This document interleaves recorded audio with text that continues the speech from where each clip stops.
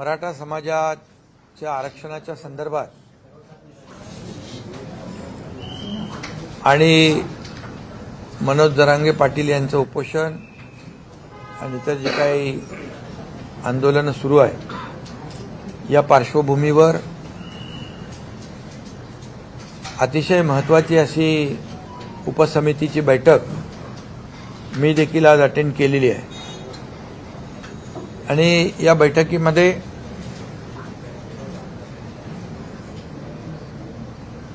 अतिशय तपशीलवार चर्चा त्या बैठकीत झाली। त्यामध्ये जस्टिस शिंदे साहेबांची जी कमिटी आपण गठीत केली होती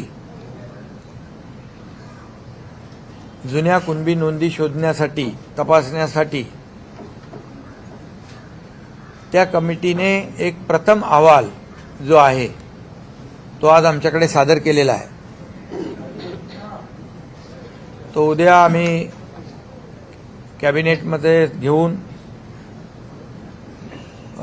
तो स्वीकारून त्याचा पुढचं जे काही जी प्रक्रिया आहे ती आम्ही करणार आहोत। जस्टिस शिंदे कमिटीमध्ये जवळपास 1,72,00,000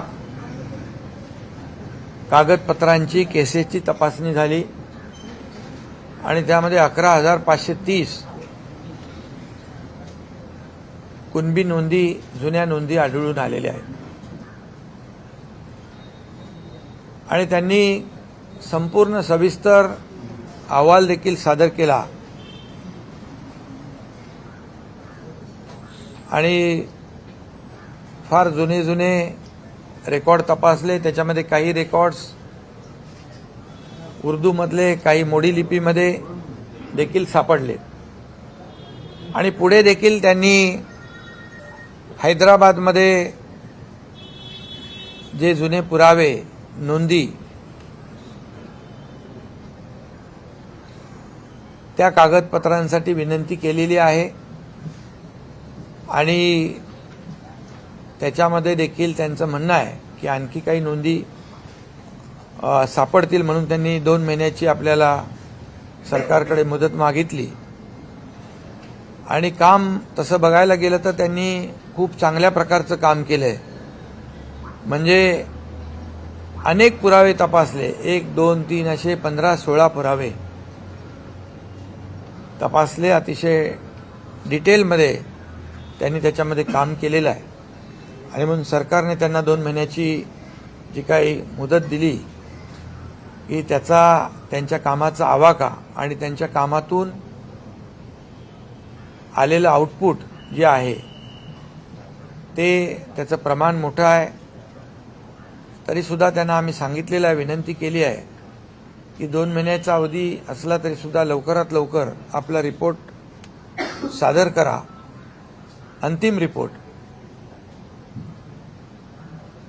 पण हे जे 1,73,00,000 कागद तपासलेत, केसेस तपासल्यात आणि 11,530 याच्यामधून नोंदी सापडल्यात, ही देखील एक समाधानकारक बाब आहे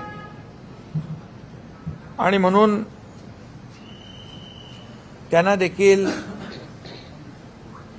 कुणबी प्रमाणपत्र जे आहेत ज्यांच्या नोंदी सापडल्यात त्या कागदपत्रांची तपासणी करून पुढची कार्यवाही देखील सुरू होऊन जाईल। दुसरं हा एक भाग झाला जस्टिस शिंदे कमिटीचा आणि दुसरा एक भाग जो आहे जे मराठा आरक्षण, मूळ मराठा आरक्षण जे आहे हे सुप्रीम कोर्टामध्ये जे रद्द झालं त्यावर देखील सरकार काम करतंय आणि क्युरेटिव्ह पिटिशनमध्ये सुप्रीम कोर्टाने ड्यू प्रोसेसमध्ये मॅटर लिस्टिंग करून आम्ही ऐकू अशा प्रकारचं एक विंडो सुदैवाने ओपन झालेला आहे आणि त्यावर देखील काम सरकारचं युद्ध पातळीवर सुरू आहे।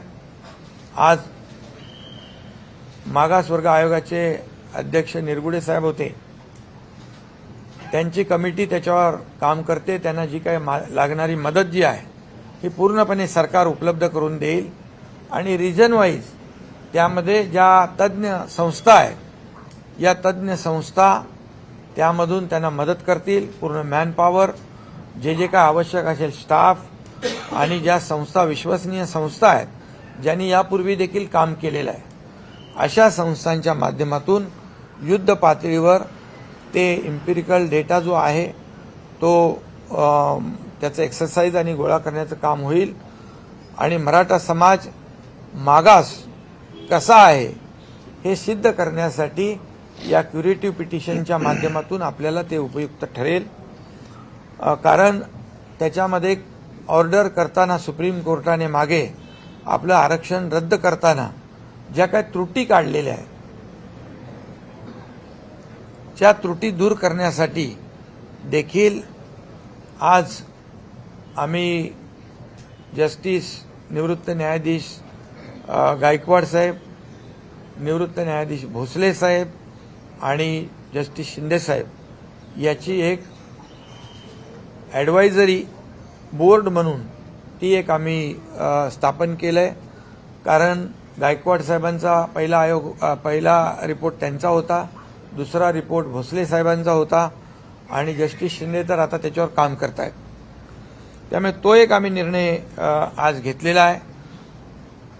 ही कमिटी जी आहे महत्त्वाची 3 जस्टिस निवृत्त न्यायमूर्तींची, ही सरकारला क्युरेटिव्ह पिटिशन आणि टिकणारं मराठा आरक्षण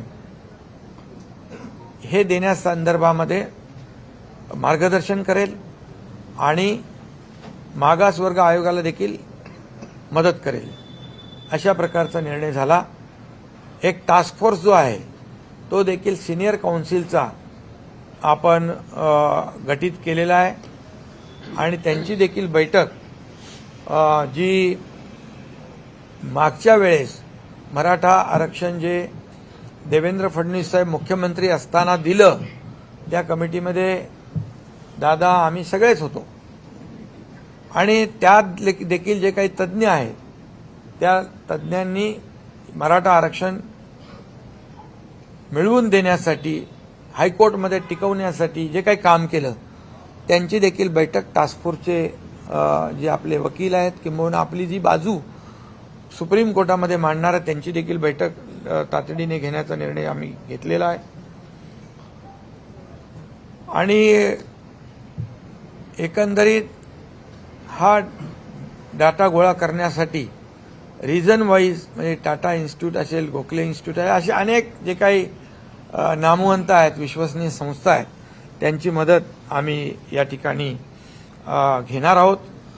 आणि ज्यांना या बाबतीमध्ये, ज्यांनी मगाशी मी म्हटलं की मागच्या वेळेस जे आरक्षण दिलं आणि हायकोर्टामध्ये त्याला चॅलेंज झालं, पण हायकोर्टामध्ये देखील ते टिकवलं आणि त्यामध्ये ज्यांनी सहभाग घेतला, योगदान दिलं, त्यांची देखील मदत आम्ही घेतोय।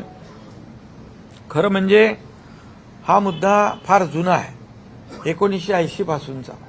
असा असला तरी सुद्धा या मुद्द्याला, मराठा आरक्षणाला खऱ्या अर्थाने चालना दिली ती देवेंद्र फडणवीस साहेब मुख्यमंत्री होते त्यावेळेस दिली आणि त्यावेळेस मराठा समाजाला आरक्षण आपण सरकारने दिलं।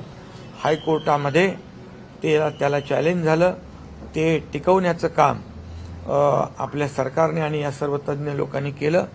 सुप्रीम कोर्टामध्ये अपील झाल्यानंतर दुर्दैवाने ते आरक्षण रद्द झालं।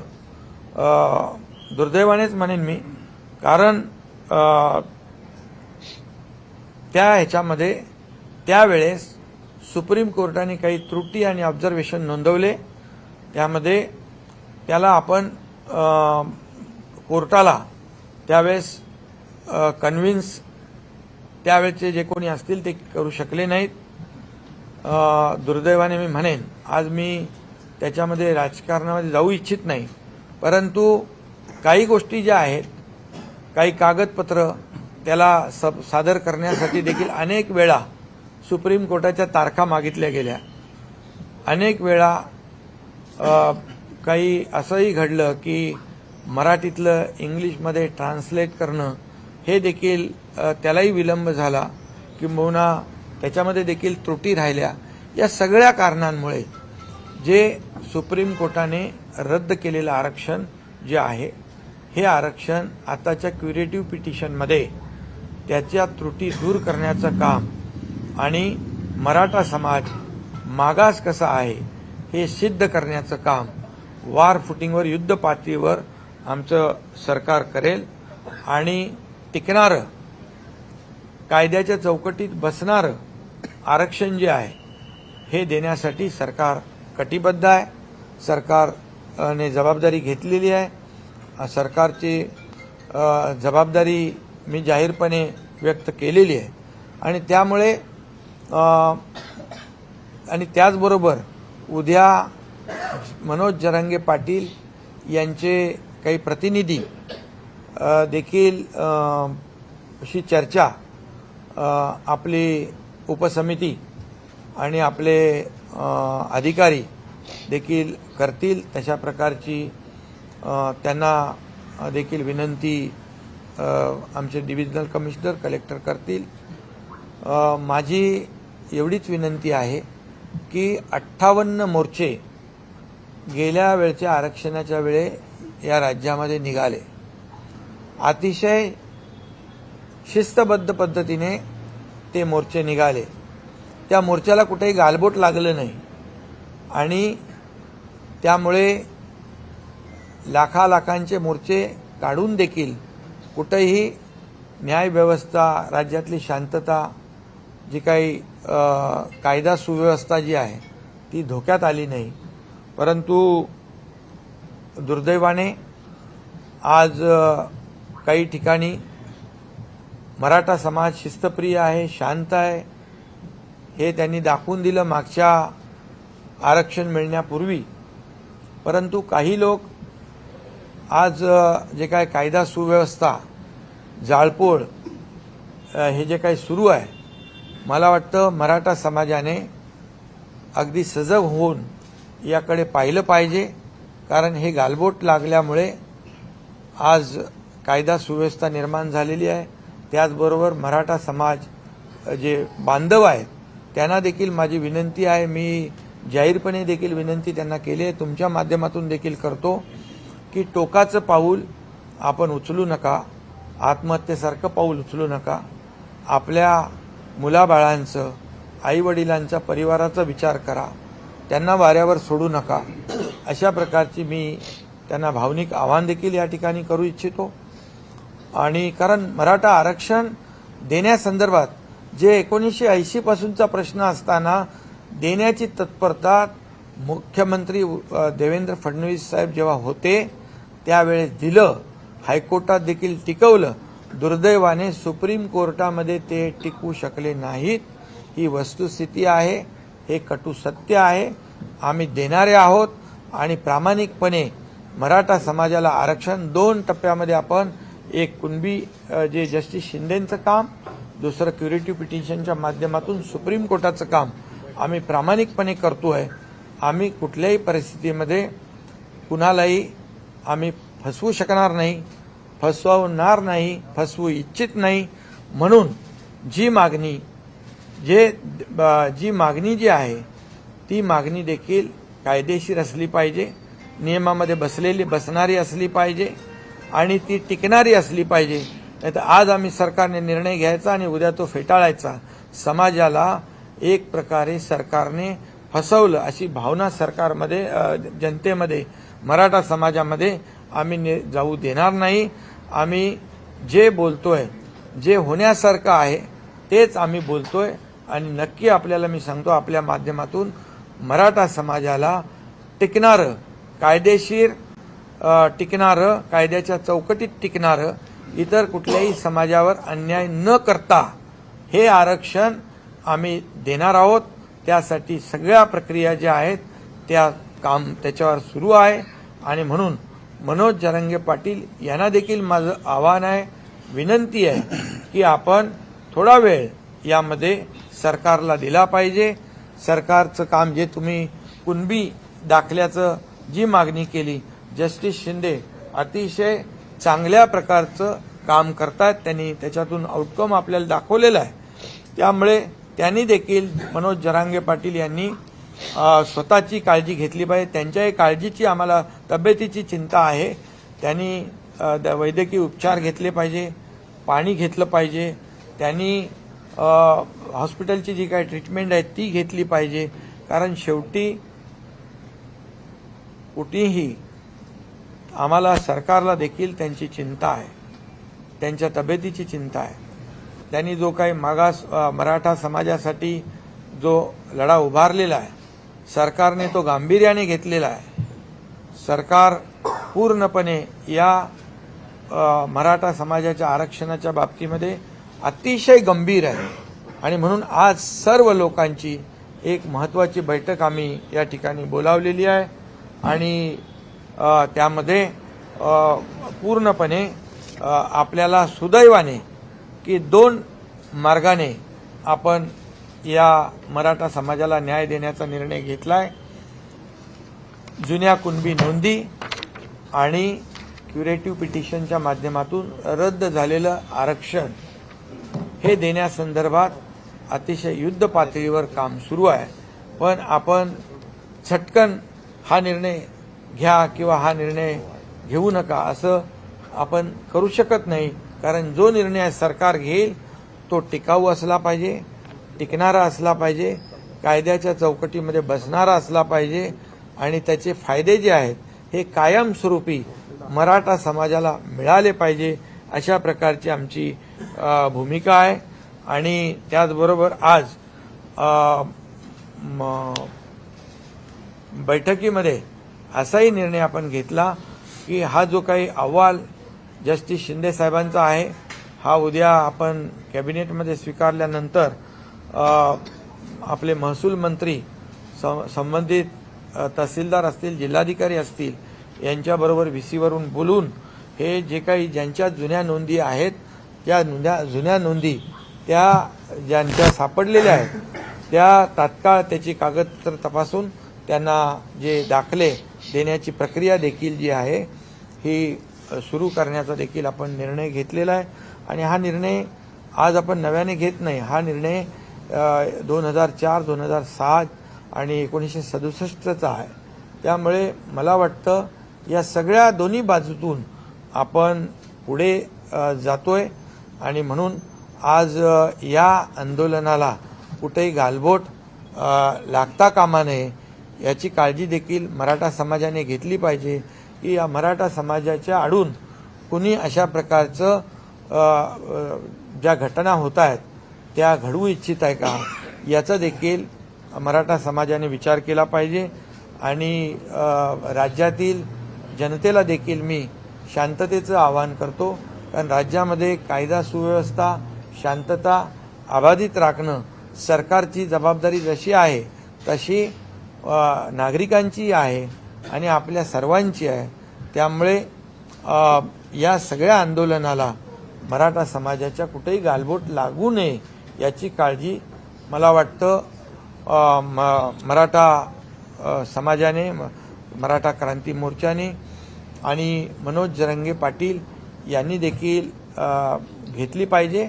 सरकार तर घेतेच आहे आणि म्हणून सगळ्यांना मी शांततेचं देखील आवाहन करतो, विनंती करतो पुन्हा एकदा की मनोज जरांगे पाटील यांनी जे काही उपचार असतील, पाणी असेल, जेवण असेल हे घ्यावं आणि सरकारला थोडा अवधी निश्चितपणे दिला पाहिजे, कारण जो अवधी आपण वाढवून दिलेला आहे त्याच्यातून आपल्याला मोठ्या प्रमाणावर जुन्या नोंदी निष्पन्न होत आहेत आणि म्हणून आणि त्याचबरोबर क्युरेटिव्ह पिटिशनचं देखील मी आपल्याला वस्तुस्थिती सांगितलेली आहे।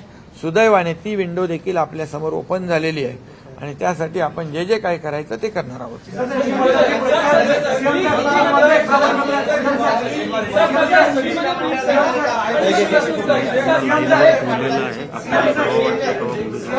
कुणाला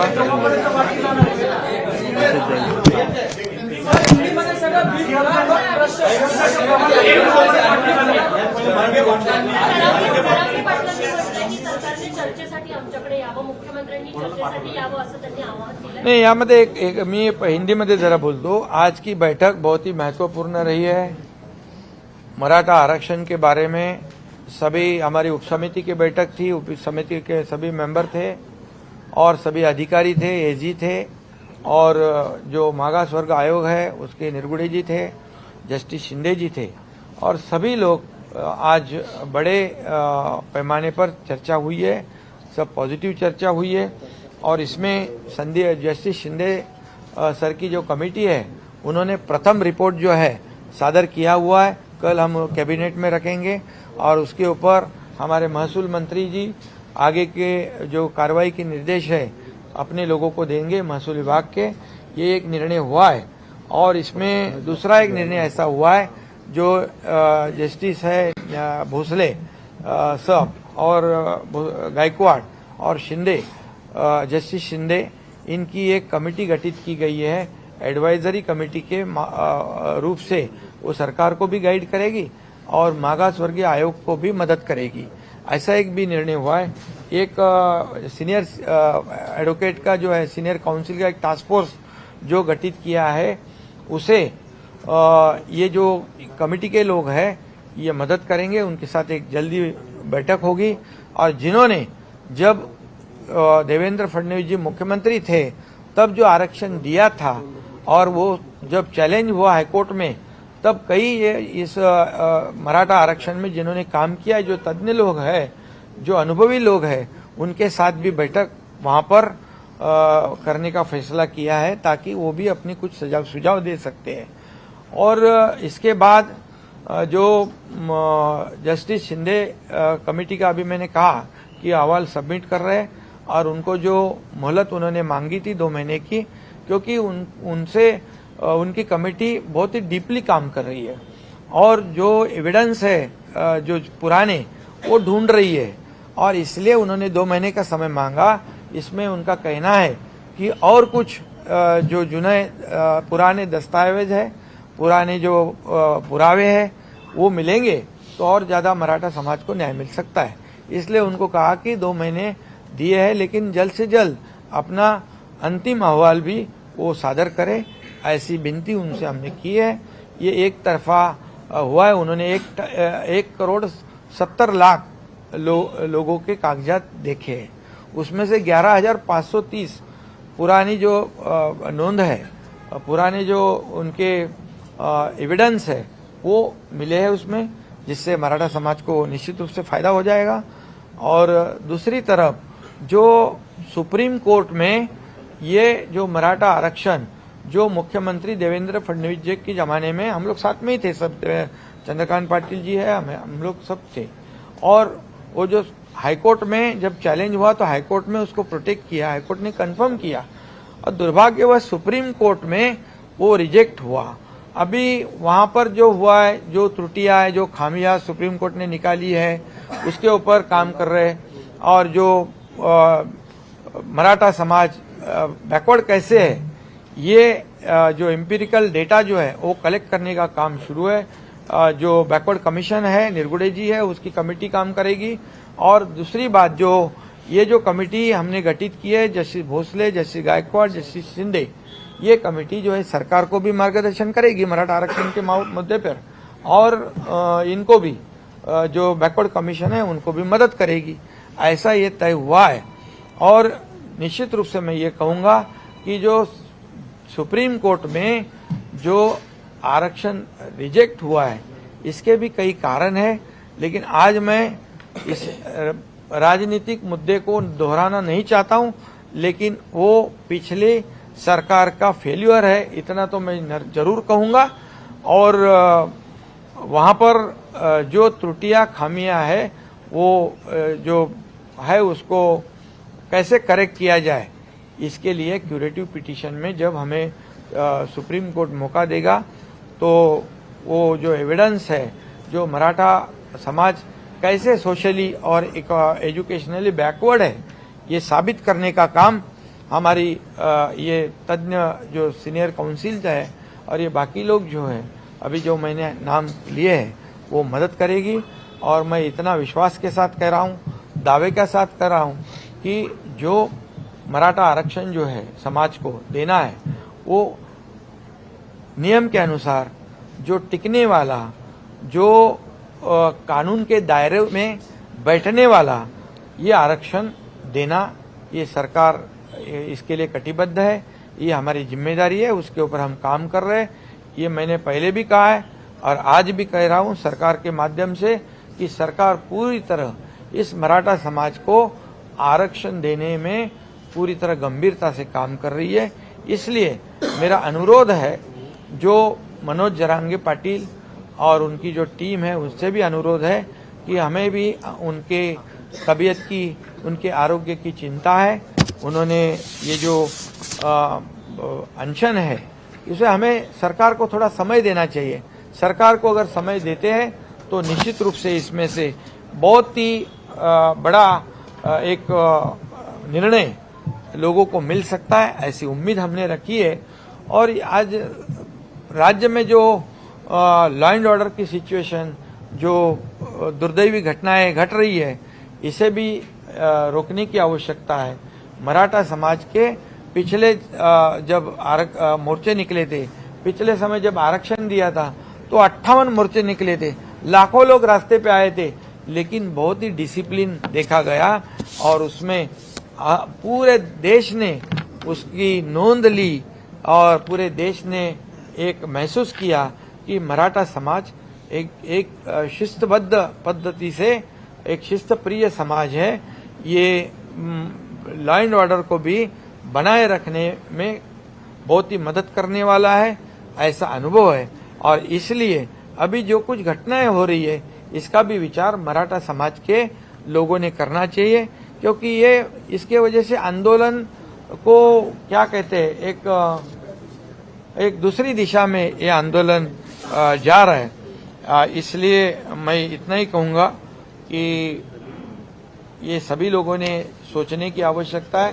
सरकार अगर कुछ निगेटिव होती तो ऐसा करना हम समझ सकते थे, उचित था, लेकिन सरकार पूरी तरह से गंभीरता से इसमें काम कर रही है और हम लोग किसी को भी इस मामले में, मराठी में मैं कहूँगा की कोणाची फसवणूक, कुठल्याही समाजाची फसवणूक आम्ही करणार नाही। म्हणजे वेळेवर वेळ काढूपणा बिलकुल आम्ही करणार नाही। जे देणार ते टिकाऊ आणि नियमात बसणार आम्ही देणार आहोत। त्यामुळे मराठा समाजाने देखील त्यावर विश्वास ठेवला पाहिजे, टोकाचं पाऊल उचलू नये, अशा प्रकारची भूमिका जे आज चालू आहे। आज मराठा समाजातले नेते मराठा समाजाला आंदोलन देण्यासाठी प्रयत्न करतायत, परंतु त्यांनाच गावबंदी सारखे याला सामोरं जावं लागतंय आणि अशा प्रकारचं हे राज्याच्या हिताचं नाही। समाजामध्ये तेढ निर्माण होईल अशा प्रकारचा काही लोक प्रयत्न करतायत, याची देखील दखल मराठा समाजाने आणि मराठा नेत्यांनी या संघर्षातल्या घेतली पाहिजे आणि सरकारला वेळ दिला पाहिजे, एवढीच माझी विनंती आहे, एवढंच माझं सगळ्यांना आव्हान आहे।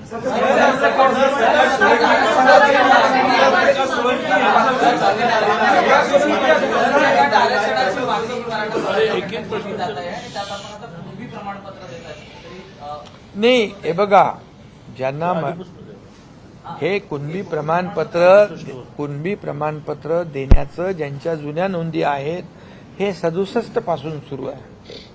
2004ला त्याचं JR पण निघालाय, पुन्हा JR निघालेले आहे। तर हे पूर्वीपासून 67 पासून तो नियम झालेला आहे। नवीन नियम तो किंवा नवीन निर्णय आपण घेतला नाही। या मराठवाड्यातल्या लोकांना कुणबी दाखला पाहिजे आणि तो मिळायला अडचण होती, म्हणून ती आपण कमिटी नेमली आणि ती कमिटी चांगलं काम करते। आणि मेन जो आहे मराठा आरक्षण, या मराठा आरक्षण देण्याबद्दल तर मी बोललेलो आहे। मराठा आरक्षण देण्याबद्दल जे रद्द सुप्रीम कोर्टात झालंय ते आपण क्युरेटिव्ह पिटिशनच्या माध्यमातून आपण त्याच्यावर काम करून मराठा समाज मागास कसा आहे हे पूर्णपणे पुरू करण्याचं काम सरकार करेल।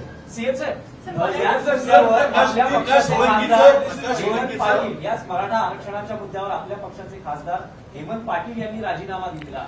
हे बघा, हेमंत पाटील यांच्याशी माझं बोलणं झालेलं आहे. मराठा समाज जेव्हा एखाद्याच्या समोर येतो, भावनिक होतो आणि त्या भावनेपोटी त्यांनी केला असेल. पण याच्यामध्ये एकच सांगतो तुम्हाला, आमच्या सगळ्यांचं, हेमंत पाटील काय किंवा इथं बसलेले सर्व काय, आमचा उद्देश एवढाच आहे की मराठा समाजाला लवकरात लवकर टिकणारं आरक्षण मिळालं पाहिजे.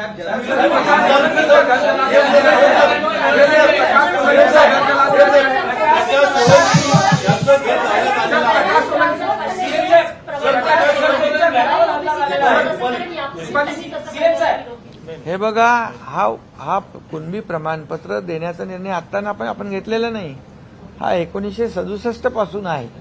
त्या मिळण्यामध्ये ज्या अडचणी होत्या त्या दूर करण्यासाठी जस्टिस शिंदे कमिटी आपण नेमली आणि त्याचाच कार्यभार सुरू आहे. निजाम शेठ होतं म्हणून त्यांना उशीर झाला. हा, आणि ते मराठवाडा माहित आहे, निजामशाही होती तिकडे आणि त्यामुळे त्या पुरा मराठवाड्याचे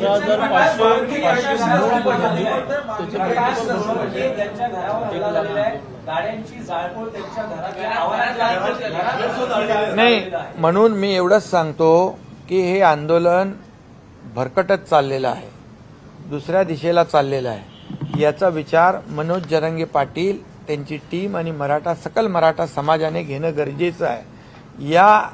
या आंदोलनामध्ये किंबहुना या मराठा समाजाला आरक्षण मिळवून देण्याच्या ज्या प्रक्रियेमध्ये जे नेते आहेत त्यांनाही देखील विचार करण्याची वेळ आहे की हे आंदोलन जे हिंसक का होत आहे, कारण याच्या मागे कोण आहे आणि हे आत्महत्येचं प्रमाण, आत्महत्या का होत आहेत याच्या मागे कोण आहे, याचा विचार मराठा समाजातल्या नेत्यांनी केला पाहिजे.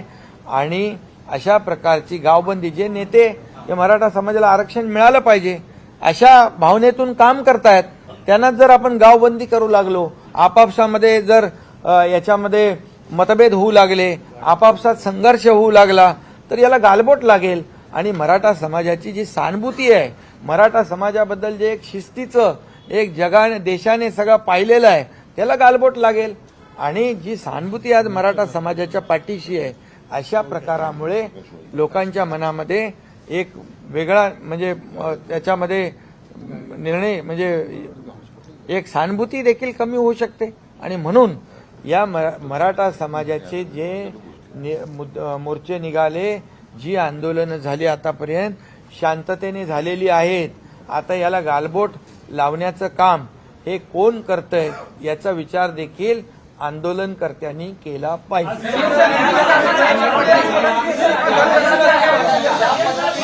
आणि तुम्हाला पण एक मिनिट,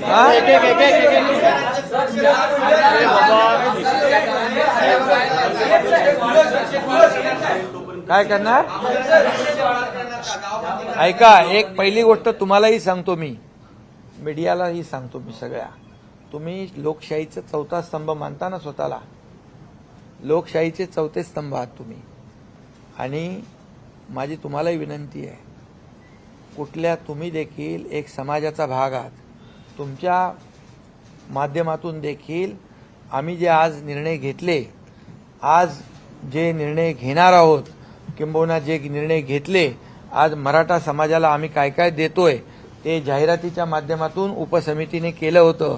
काय किती आपण त्यांना मराठा समाजाला आरक्षण मिळेपर्यंत जे आपण दिलेलं आहे, तुम्हाला मी सांगतो, आम्ही देण्याची भूमिका आमची प्रामाणिक आहे. मी मुख्यमंत्री झाल्यानंतर जवळपास 4000 लोकांना, अधिसंख्य पदांच्या लोकांना, जे सुप्रीम कोर्टाने आरक्षण रद्द केल्यानंतर मधल्या ज्या पिरियडमध्ये ज्यांच्या सिलेक्शन झालं होतं, अपॉइंटमेंट मिळाली नव्हती, त्यांना नोकऱ्या देण्याचं धाडस या एकनाथ शिंदेने केलं. तेव्हा सगळे घाबरत होते, असं होईल तसं होईल, पण ते आज नोकऱ्या करतायत. त्याचबरोबर सारथी, बार्टी, अण्णासाहेब पाटील आर्थिक विकास महामंडळ या माध्यमातून देखील आज जवळपास 67,000 तरुणांना अण्णासाहेब पाटील आर्थिक विकास महामंडळाच्या माध्यमातून 5,800 कोटीचं कर्ज वाटप झालंय. त्याचं व्याज आम्ही सरकार भरतोय. आणि त्याच्यामध्ये देखील आम्ही आज ठरवलं की बँकेचं लोन सुटसुटीतपणे मिळालं पाहिजे, सुलभतेने मिळालं पाहिजे आणि त्याला मराठा तरुण आहे त्याला उद्योग करण्यासाठी योग्य मार्गदर्शन मिळालं पाहिजे अशा तज्ज्ञ लोकांची देखील त्या कमिटीमध्ये आम्ही नियुक्ती करतोय. सारथीमध्ये देखील IAS, IPS, MPSC खूप मोठ्या प्रमाणावर मुलं त्याचा फायदा घेत आहेत. आणखी त्याच्यामध्ये जॉब ओरिएंटेड कोर्सेस देखील आम्ही त्याच्यामध्ये टाकलेले आहेत आणि त्याची संख्या जी आहे ती संख्या देखील समान सगळ्यांना केलेली आहे. आणि त्याचबरोबर आम्ही हॉस्टेलचं भाडं देखील आपण वाढवलं ना, 6,000 पर मंथ, 6,000 पर मंथ, 10 महिन्याचे 60,000. 10 महिन्याचे 60,000 तेही वाढ केले. म्हणजे ज्या माध्यमातून मराठा समाजाला इतर समाजाला OBCला ज्या सवलती मिळत आहेत त्या सवलती मिळाल्या पाहिजे यावर देखील कटाक्षाने आमचं सरकार काम करतंय. त्याच्यामध्ये कुठेही निधी कमी पडणार नाही आणि त्याच्यात आणखी जे काही अधिकचं त्यांनी सजेशन द्यावं आंदोलनकर्त्यांनी त्याचा देखील आम्ही विचार करून त्याचा अंतर्भाव करू. म्हणजे मराठा समाजाला आरक्षण मिळेपर्यंत हक्काचं हे देखील आम्ही त्याच्यावर देखील प्रभावीपणे अंमलबजावणी करतोय. जे फायदे जे आहेत त्याच्यात आणखी काय करता येईल तेही आम्ही करू. पण तुम्हाला देखील माझी विनंती आहे की समाजामध्ये काही अशा घटना घडतात त्याला आपण देखील माध्यमाच्या माध्यमातून किती वेळा प्रसिद्धी द्यायची. शेवटी राज्यामध्ये शांतता सुव्यवस्था राखण्याची जबाबदारी सरकारची जशी आहे, नागरिकांची जशी आहे तशी तुमच्या मीडियाची पण आहे. तुमच्या मीडियानी पण याची दखल घेतली पाहिजे. तुम्ही ज्या माध्यमातून लोक शांततेचा मार्ग स्वीकारतील अशा प्रकारच्या देखील बातम्या तुम्ही आणि ही वस्तुस्थिती तुम्ही लोकांसमोर मांडली पाहिजे. आम्ही खोटं बोलणार नाही, खोटं काम करणार नाही, लोकांना बिलकुल फसवणार नाही. जे आम्ही करू ते एकदम फुलप्रूफ करू, टिकणारं करू आणि कायद्याच्या चौकटीमध्ये बसणारं करू हा विश्वास आम्हाला आहे. आणि या विश्वासाच्या जोरावरच आम्ही जाहीरपणे सांगितलेलं आहे आणि सरकार पूर्णपणे आज या मराठा समाजाच्या आरक्षण देण्याच्या पाठीशी आहे. काही इतर समाजाला कुठलंही धग न लागता, इतर समाजावर अन्याय न करता हे शक्य आहे आणि म्हणून ते आम्ही बोलतोय. त्यामुळे तुम्ही देखील मी बोललो त्याचा अर्थ वेगळा काढू नका, परंतु या राज्यात शांतता सुव्यवस्था राखेल.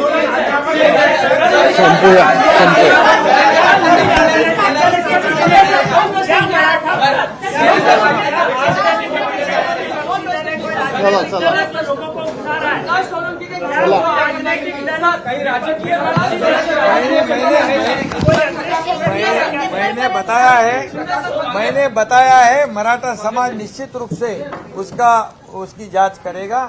उसको नक्की